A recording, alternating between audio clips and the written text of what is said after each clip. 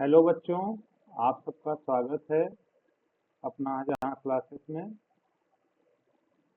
और इस क्लास में भी आज की क्लास में हम स्वागत करते हैं आप सबका। हम आशा करते हैं कि आप सब अच्छे होंगे। चलिए, पिछली क्लास में एक प्रश्न मैंने दिया था आप लोगों को सॉल्व करने के लिए। आशा करते हैं कि आप सबने सॉल्व कर लिया होगा। जिन्होंने नहीं किया उनके लिए वो क्वेश्चन ले आते हैं, उसको सॉल्व करने का प्रयास करते हैं। प्रश्न में कहा गया है, किसी खेल के मैदान के चारों ओर एक वृत्ताकार पथ है।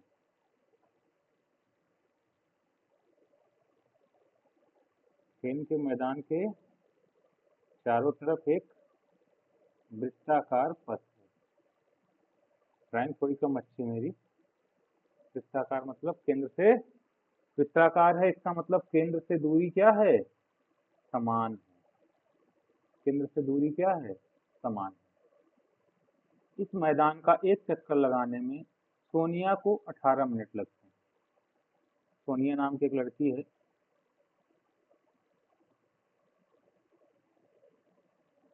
सोनिया को कितना समय लगता है, समय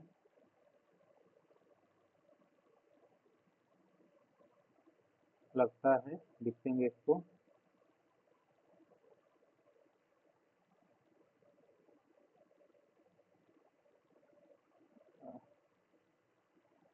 व्यास जो है 2r होगा।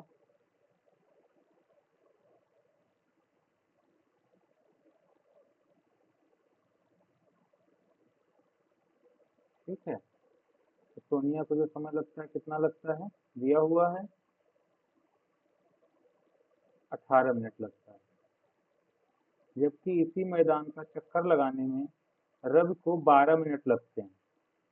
दोनों का समय अलग अलग और दोनों एक ही साथ शुरू करते हैं। इसको हम लोग ऐसे लिखेंगे डायग्राम बनाने के बाद। अगर चाहे डायग्राम बना सकते हैं, चाहे तो ना बनाएं, लिखेंगे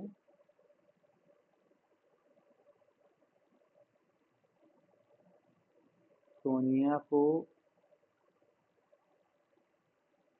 एक चक्कर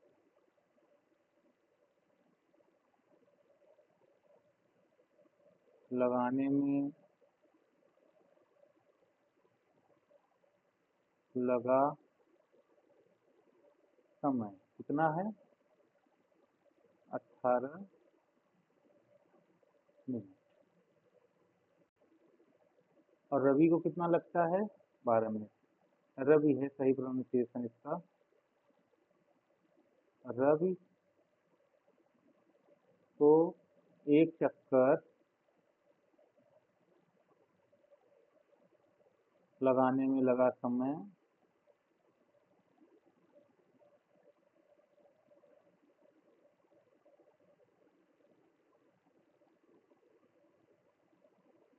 कितना है, 12 मिनट।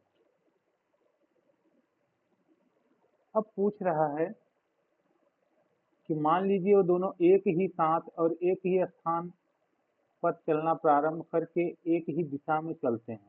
ये गोला है तो एक ही दिशा में क्या वो बार बार घूमते रहेंगे। कितने समय बाद वे पुनः प्रारंभिक स्थान पर मिलेंगे। अच्छा, एक जो चक्कर लगा रहा है वो कम समय में लगा रहा है, एक ज्यादा समय में लगा रहा है। जिसको 18 मिनट लग रहा है उसकी स्पीड क्या है, थोड़ी धीमी है। जिसको 12 मिनट लग रहा है उसको पूरा करने में कितना उसकी जो स्पीड है, चाल है, वो ज्यादा। अगर यहीं से शुरू किए दोनों, सपोज एक है एस, सोनिया, आर से रवि। अब रवि यहाँ 18 मिनट में 12 मिनट में आएगा। सोनिया यहाँ फिर से कितने में आ रही है, 18 मिनट में आ रही है। तो कब मिल पाएंगे आपस में, यहाँ पे फिर से ये कब मिलेंगे। तो ये एलसीएम का क्वेश्चन हो जाता है। क्या क्वेश्चन हो जाता है, ऐसा क्वेश्चन किसका है, एलसीएम का। तो इसके लिए हम क्या लिखेंगे, वे पुनः, के लिए हम सॉल्व करेंगे, वे पुनः प्रारंभिक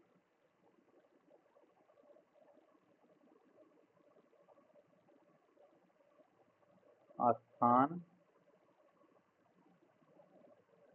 पर सब मिलेंगे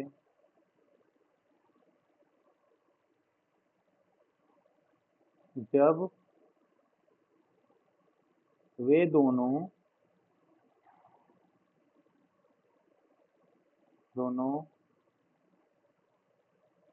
मिलकर पूरा चक्कर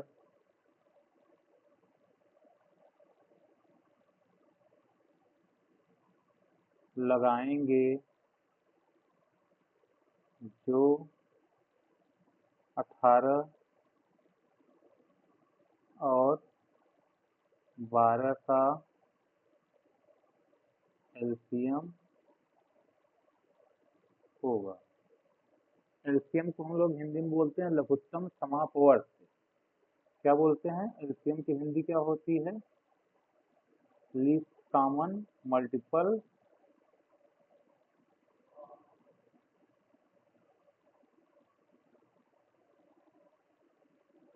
मल्टीपल या हिंदी में इसको कहते हैं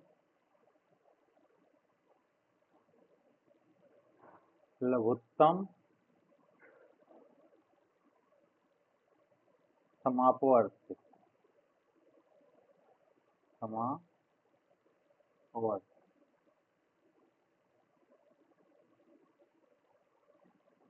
लघुत्तम समापवर्त। हिंदी भी है, एग्जाम में हो सकता है एलसीएम ना लिखा हो कहीं पे, लघुत्तम समापवर्त। ऐसे ही एचसीएफ को हम बोलते हैं महत्तम समापवर्त। अच्छा, ये लघुत्तम से क्यों सॉल्व होगा? ऐसे समझो कि अगर छोटा सा एग्जाम्पल ले लें, इतना बड़ा नहीं, जैसे एक 2 में पूरा कर रहा है, एक 3 में, तो 2 बार फिर ये 4 हो जाएगा, फिर ये 6 हो जाएगा, और 3 का क्या होगा? 6 होगा। तो अगर 2 पूरा कर रहा है एक राउंड, तो 2 का पहला राउंड 2 में, दूसरा राउंड 4 में, तीसरा राउंड 6 में पूरा हो रहा है। और 3 वाले का पहला राउंड 3 में, दूसरा राउंड 6 में। तो 6 में क्या हो रहा है? दोनों एक साथ आ जा रहे हैं। तो कैसे आ रहे हैं? एलसीएम से ही आ रहे हैं। तो मल्टीपल का मतलब होता है कि जब दो नंबर का मल्टीपल हम निकालते हैं, लीस्ट कॉमन मल्टीपल, तो एक ऐसा कम से कम ऐसा नंबर मिले, छोटा छोटा ऐसा नंबर जो दोनों में कॉमन हो। तो यही यहाँ पे है कि 12 मिनट में पूरा कर रहा है, 18 मिनट में पूरा कर रहा है। ऐसा कौन सा नंबर या समय आए जो दोनों में कम से कम कॉमन हो। तो इसको सॉल्व करने के लिए, हल करने के लिए हमें एलसीएम की जरूरत पड़ती है। तो अगर हम 18 के अभाज्य गुणनखंड निकालें,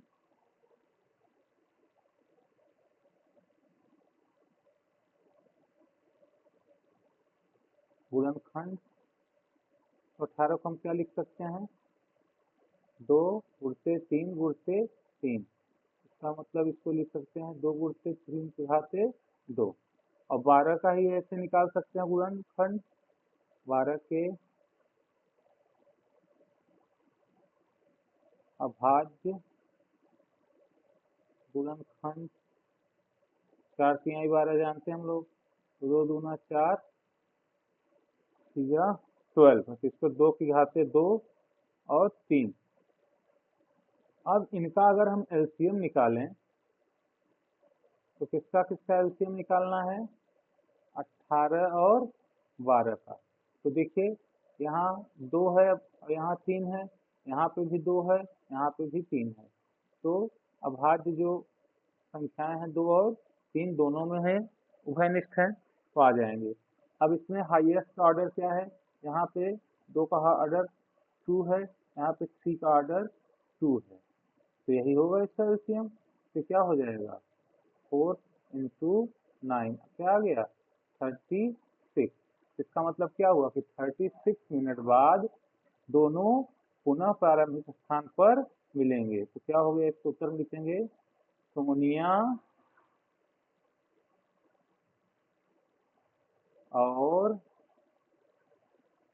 रवि 36 मिनट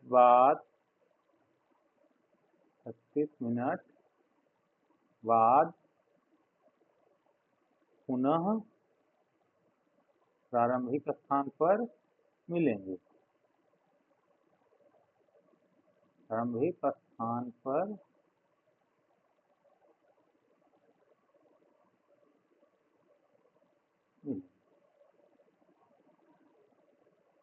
ये हो गया इसका उत्तर। अच्छा, आपके सिलेबस में कुछ प्रमेय भी हैं। वास्तविक संख्याओं का जो चैप्टर है, इसमें 2 प्रमेय दिए हुए हैं, जो कि बहुत ही महत्वपूर्ण हैं। मैं उन दोनों प्रमेय को जैसा आपके पुस्तक में दिया हुआ है, वैसा ही यहाँ लिख के उनको समझाने का प्रयास करूँगा।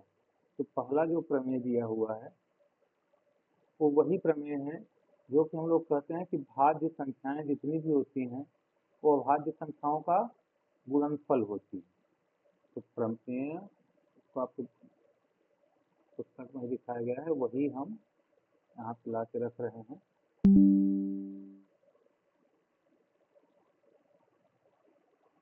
इस प्रमेय में क्या कहा गया है? एक गणित का आधारभूत प्रमेय है। इसमें लिखा है प्रत्येक भाज्य संख्या को अभाज्य संख्याओं के एक गुणनफल के रूप में व्यक्त किया जाता है तथा यह गुणनखंड अभाज्य संख्याओं के आने वाले क्रम के बिना अद्वितीय होता है।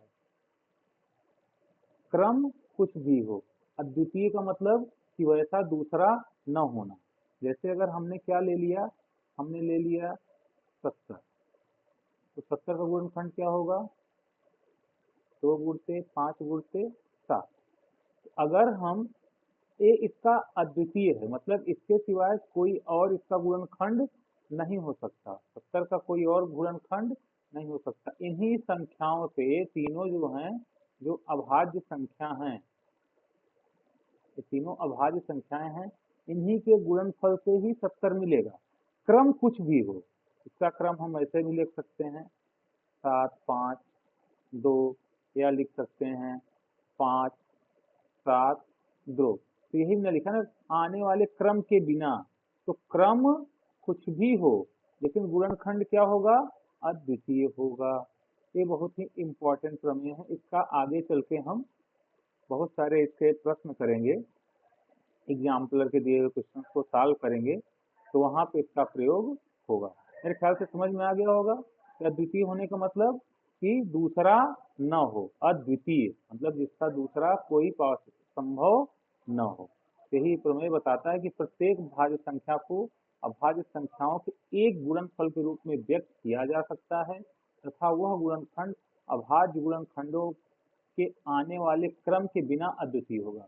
इस क्रम को अगर हम ध्यान में न दें, आगे पीछे कुछ भी हो सकता है, लेकिन संख्याएं वही रहेंगे। 7 5 2, आगे पीछे कुछ भी जाए, इसको हम लिख सकते हैं 2 मल्टीप्लाई बाई 7 5। इन सबका उत्तर क्या आएगा? 70 ही आएगा। ये प्रमेय आपको ऐसे ही समझ लेना है। अगर याद कर सकें आप तो बहुत अच्छा है, क्योंकि इस पे भी प्रश्न आते हैं। ठीक, एक दूसरा भी प्रमेय है। ठीक, इसका हिस्ट्री आपके बुक में दिया हुआ है, तो वहां से आप हिस्ट्री भी पढ़ सकते हैं। ठीक, एक दूसरा प्रमेय है, जिसका प्रमेय 1.2 के नाम से दिया गया है। वो भी बहुत ही अच्छा प्रमेय है और वो भी समझने लायक प्रमेय है। इस प्रमेय का प्रयोग हम लोग परिमेय अपरिमेय संख्याओं के सोल्यूशन में करते हैं।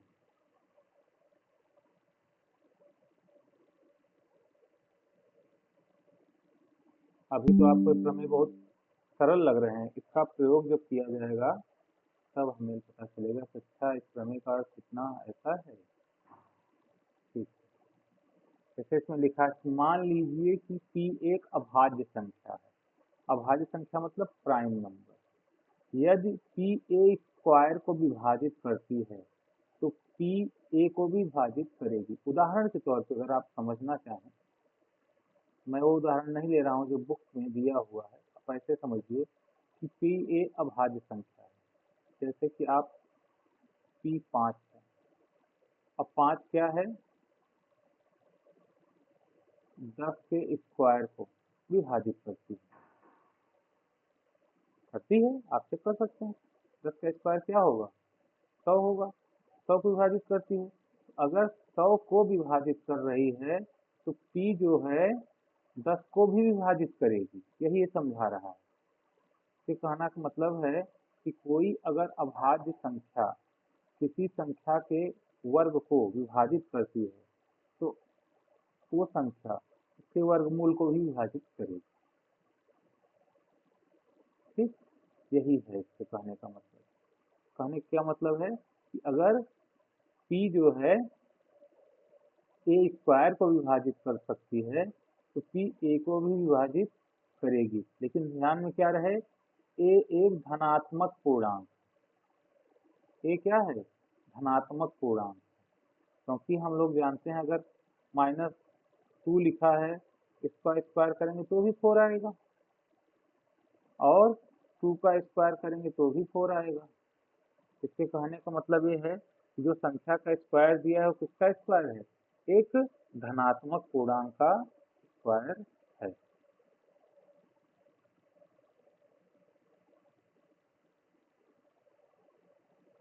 ठीक है, इस ख्याल से इतना समय आपको समझ में आ गया होगा।